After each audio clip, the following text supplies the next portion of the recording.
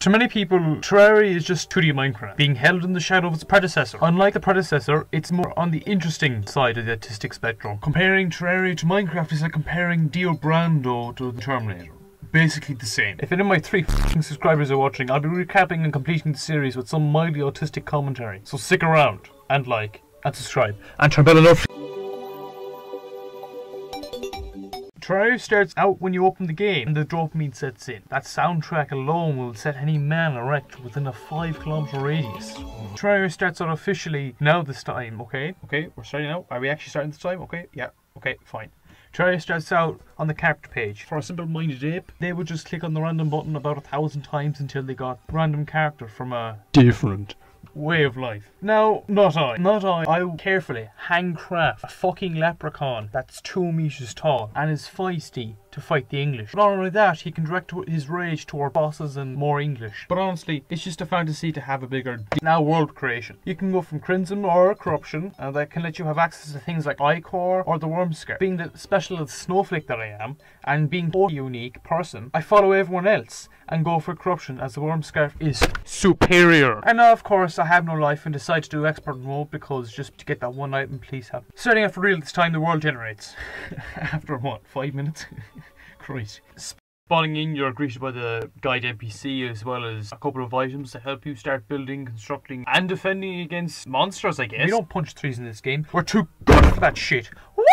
Special person outbursts aside, we have to go on to build a house and make wooden armor. I cling to life like Spider-Man clings to Mary Jane's tits, and avoiding slimes and zombies, I make the first night. Now once that kid gets out of his room and stops playing Minecraft, I will start digging straight down. Okay, oh, I hear you. You cheer for Beacon, Netherite, Limp, Dick in Hand, Minecraft veteran. You don't dig straight down! Well then get the fuck out of your room and stop playing Minecraft. We're in Terreria land now. Leave behind your Alex waifu pillows and come and meet the nurse. But be careful, because she might just be a whore. Elevators are an essential part of Terraria as they open up cave systems and reach you to hell. Opening up new caves allows the wearer to get charms and items. This is where Terraria becomes objectively better than Minecraft. Did I say objectively? I'll talk in detail about the charm system Terraria, but it's fucking class. Before making the highway to hell, I go into a cave and obtain the magic mirror. Basically, the gist is, right, the magic mirror makes it so that when you activate it, it transfers you to home or spawn. Not only does it make it getting back a lot easier, but also long distance travel a lot less of a tedious task. After getting a few items and a couple of heart crystals, the merchant and the nurse moves in. Unlike Minecraft, Terraria actually has a wide variety of NPCs. They spawn once you build a house, as I've explained earlier, and they offer goods and services for hard cold cash. The nurse is a complete waifu whore that will trade your good earned hard cold cash for healing. And the merchant is just some old fart that sells you a piggy bank, the only useful item in the game. And unlike Minecraft, NPCs aren't overpowered and actually have some proper use for things like weapons, ammo, crafting benches and gunpowder. And they don't make that stupid fucking noise. Wah? Wah? Wah? Oh, leave me so. My villager PTSD aside, the NPCs will grant you a teleportation gateway if you house them up correctly. For example, if you get the Dryad and the Voodoo Witch structure and put them in the jungle or forest, then you can get the gateway. But for some fucking reason, the furry NPC will not give me both the fucking gateway, even though she's in a fucking forest with the guide. Oh hey, Pikachu. Oh, nice. Furries aside, you can gain more NPCs if you make more houses or defeat boss. The first of which is the Dryad and is completely useless. Yeah, she gives you planter boxes, but I'm not a Walter White making ketamine for SpongeBob boy.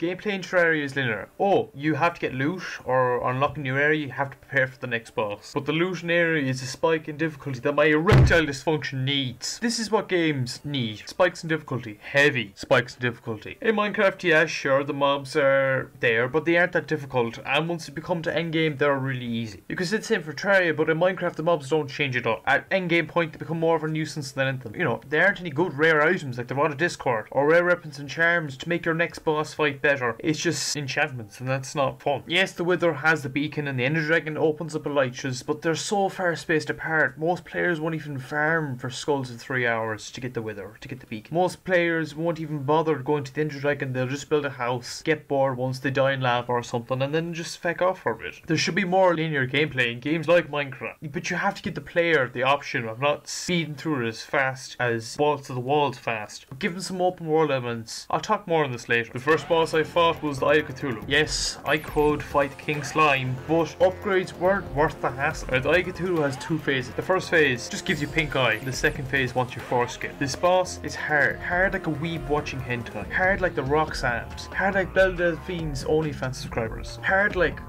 oh, it's dead. On to the next one. Next, Eater of Worlds. I can get that one item. Oh, yeah. Weird bit aside, the Eater of Worlds doesn't eat worlds. It eats ass. Your ass. And it's not fun. The boss is mandatory because you have to mine hellstone to make the forge and all the other stuff going on. But being the intellect that I am, the first time I summon the boss, I die. But the 200 brain, wrinkle brain, big IQ move, it dropped enough skills to make a pickaxe. So I come back and defeat the boss with ease because I mined all the hellstone and obsidian I ever want. Other stuff and hellstone I just combined and made a hellforge to smelt more hellstone. This leap in progression gave me access to better weapons as well as the max armor pre-hard. And yeah, that's right, there's a hard mode. But before I fight the wall of flesh, I have to open up the dungeon. And you guessed it, it's a boss fight. Skeletron is the amalgamation of all my wet nightmares combined into one being of pain. You will die. You will reevaluate everything coming up to this point. You will get slapped around by his long, vicious spawner. Not only does this boss defy pain, but he likes to slap you around a bit until the night is done, where he insta-kills you. He's like the anti-vax kid who decided to do hard drugs. Sans would be ashamed to have him as part of his kind. This boss is hard. I don't know what to say. I spent a week in real time trying to beat it, but being terrorized in my wet dreams. I forgot to make an arena.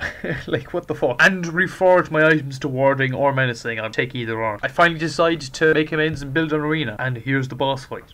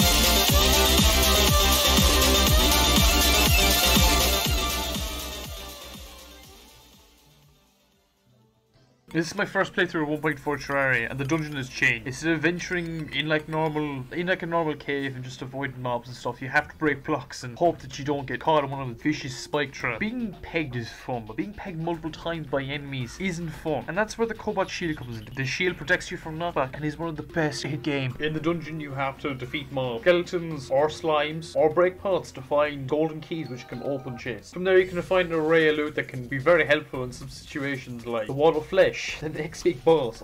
Oh, but not Brian. You forgot about the Muramasa. I don't really care for the Muramasa. I don't think anyone really cares about the Muramasa anymore. It's sort of become redundant in 1.4. Like, unless you want to pick the Zen, which I'm going to do. There's no point to it really anymore. Unless you're going full proper melee. Yeah, you can see I'm wearing molten armor, but that's just for the defense points alone. I'm not necessarily a melee person or whatever you want to call it. But before we start the wall of flesh, we have to combine items. How do you combine items? I hear no one else. Well, it's very simple. You just defeat an event called the Goblin Army, which is really easy at this point because I am sort of end-game pre-hard mode. And once the event is defeated, you can get the Goblin Tinkerer. You can find him in the cave, and he will sell you the Tinkerer's Workshop along with those combined with your normal Hermes boot, full grade. I forget the name. Put it on screen now. There you go. Voila. Combinations of items in Terraria is sublime. Not only does it make movement speed, defense, attack speed, attack percentage better, but it also frees up slots, like charm slots, so you can have one more, which is really, really handy. Some items, yes, cannot be combined together. There's only 3 expert boss items that can be combined together, and not 3 mechanical bosses. But besides that, all in all, it is a really good part of Terraria. The more items you combine, the higher chance you have of, you know, getting better movement speed, better jump height, better wall climbing. You can get better defense, you can get better resistance to debuffs. There's so much you can do with this, and this is why Terraria is good. I'll talk more on this later, obviously, because I'm just gonna babble onto it. I'll skip to whatever time that I'm shown on screen now if you want, but you can watch the rest of the playthrough right here. So let's go. Anyways, so back to the game. So finally, we have a proper use of the elevator. The wall of flesh. So I trek to hell and go to the left side of the world. On my way, I obtain a guide voodoo doll, which summons overgrown fleshlight. The wall of flesh is just one massive fleshlight with 2 fucking laser eyes. Now, to summon the boss, you have to definitely sacrifice the most useless NPC. I'm looking at you, the guide. This fleshlight speeds up as its health goes down, and it goes from right or left side of the world depending which side you spawn at, and does a 1 clean sweep. Cannot teleport home, so Magic Mirror, you're kind of fucking useless here. This boss is actually piss easy to a normal person if you build a simple road or use water walking potions, but being the god tier gamer that I am, I died twice before defeating the boss. But here it is.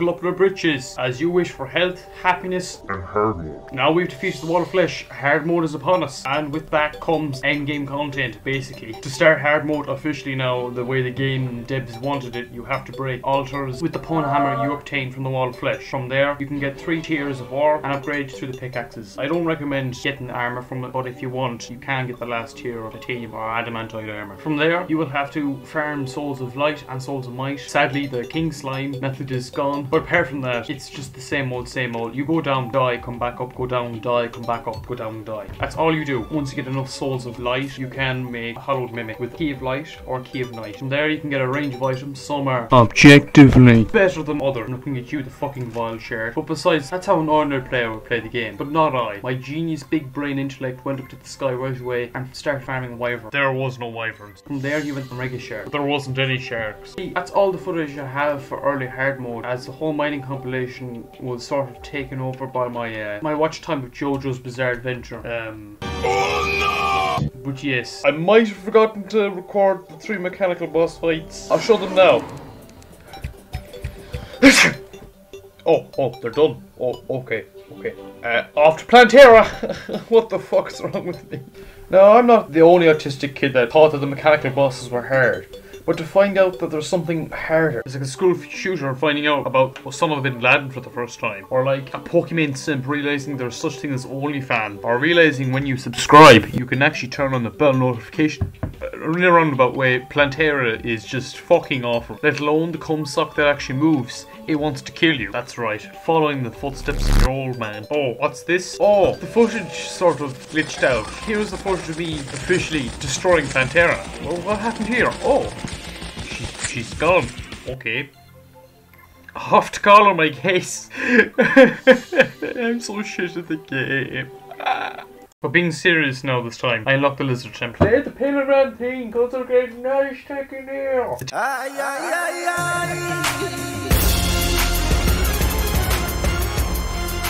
temple is full to the brim with traps, as well as green looking lizard people. A bit like a feminist convention if you ask me. Oh. Unlike a feminist convention, it's actually pretty easy to pass if you have decent gear and gun. The plan is extremely helpful, as you can see all the intended traps placed overcome by intended game design. Now you may think, this guy's going straight for Gollum, and you will be right, but you have to remember, I'm shit at this game. So I'm going to use the solar tablets to summon the solar event, something I'm willing to regret. To complete the terribly, I will have to complete this event, as one of the drops are the broken hero sword. Besides that, there are a huge, vast, monumentous number of drops.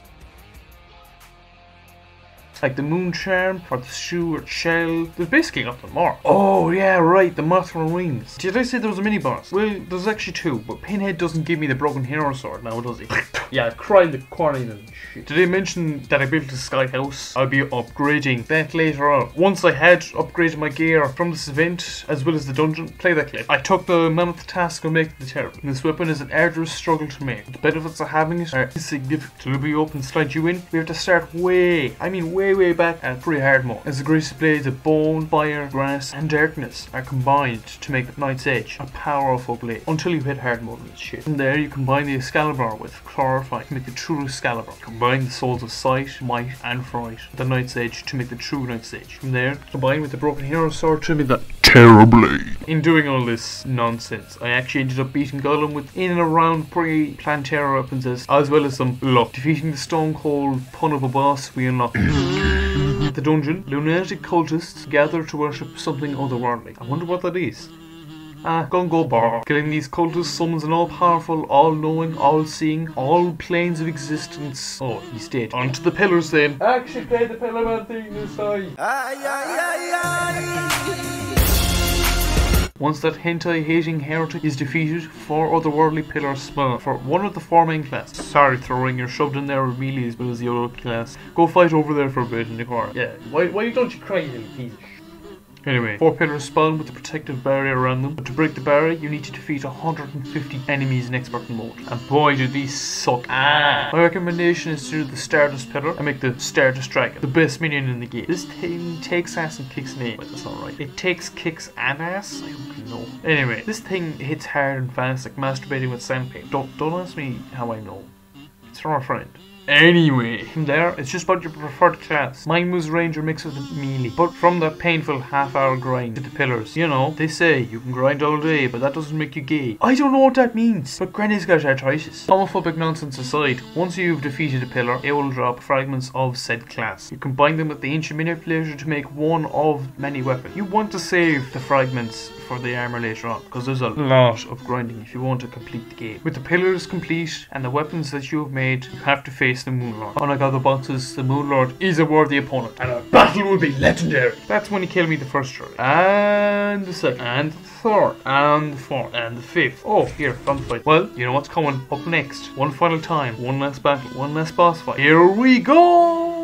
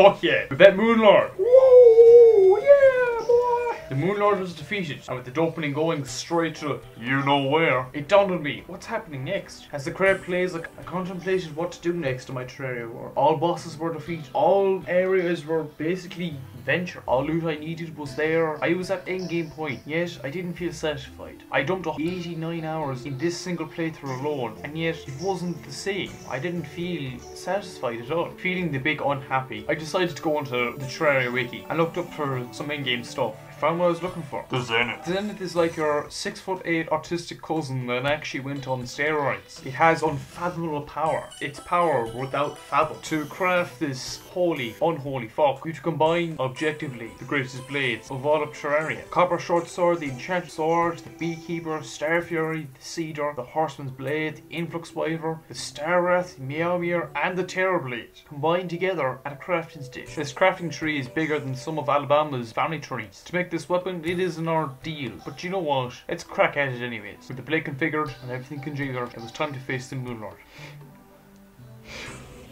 Oh, it's done. That's really easy, but I still felt unsatisfied. My house didn't look great. The spawn did, but my house in the sky didn't look that great. So I decided to build it. Here it is. Let's put on some quick time-lapse music.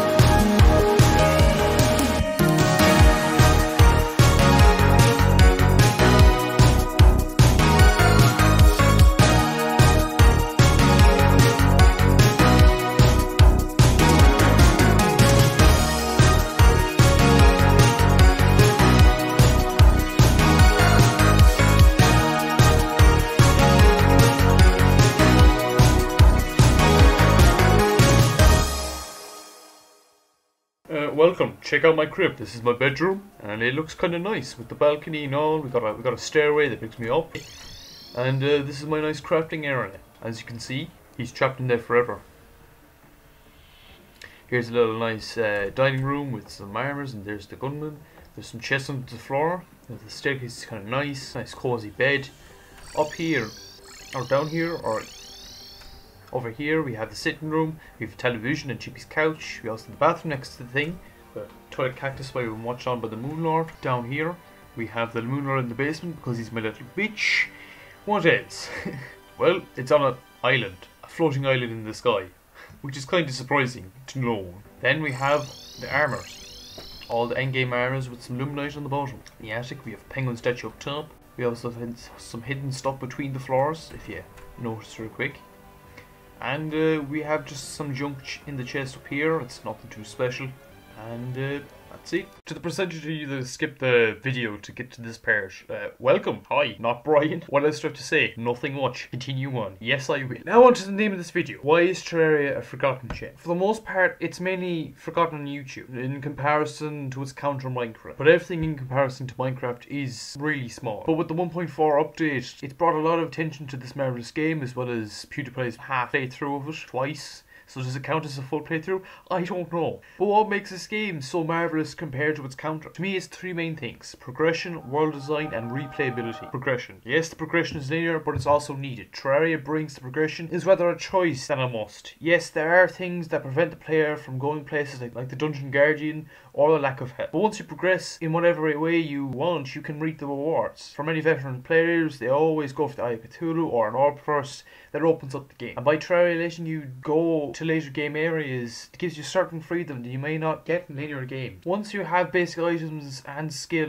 Terraria lets you go wherever, do wherever, and progress how you like. Early game is restricted due to lack of health and movement accessories, but once you follow the linear gameplay to speed up your progression, then it makes the game a lot easier. Terraria is a rare game that takes progression in the way that it does. Every new area the player encounters is much tougher than the last, and this spike in difficulty makes the player think and change their tactics and rethink how they attack with their chosen class. That an area can change, after a boss or an event is complete, revamping the whole area. Through Terraria, you're free to change your class at any time if you have the items, like you can go from a melee to a mage, as little as an armor change, and as simple charm swap. This ease makes the player interpret a boss differently from the rest, as you could change your class between fights. Mechanical bosses is a great example, as most players go to range as it's less dangerous and easier. But once you reach Terreria, you could change to melee as the defense points is needed. A little farming goes a long way. The progression in Terraria is linear, and I wouldn't have it any other way. World design. Terraria is a very flat world. Two-dimensional jokes aside, we have to talk about it. The world design is the same, but the randomness can lead to completely different adventures depending on the playthrough. For example, one of my first worlds didn't have any floating islands in the central part of the world, and it wasn't until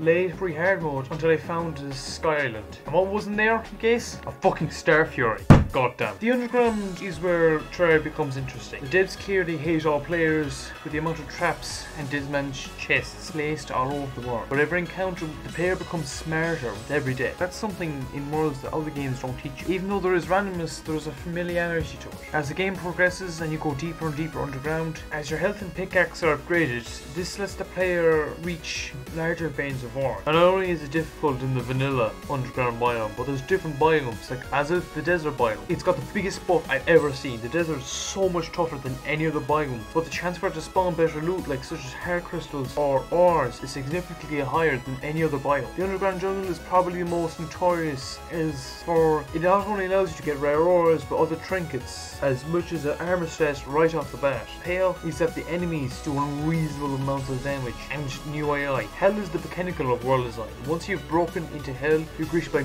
many buildings as well as levels. Without fire resistant potions, many new players are going to die. In hell, there are many lakes, as you jump from building to building, island to island, making it across them, dodging and weaving past notoriously hard enemies. Not only is this design insanely good, but it brings a new challenge, as if you don't have any water wanting potions, then you're kind of, fucked. Replayability. Due to limited world size and lack of areas to go, the devs came up with the genius idea of including a lot of replayability. The first big dose comes with the wall of flesh. Basically, the whole fucking game gets revamped. Harder, normal enemies, they have more health, higher damage, new invasions, new biomes, infection speeds up, new bosses, stronger bosses, wings.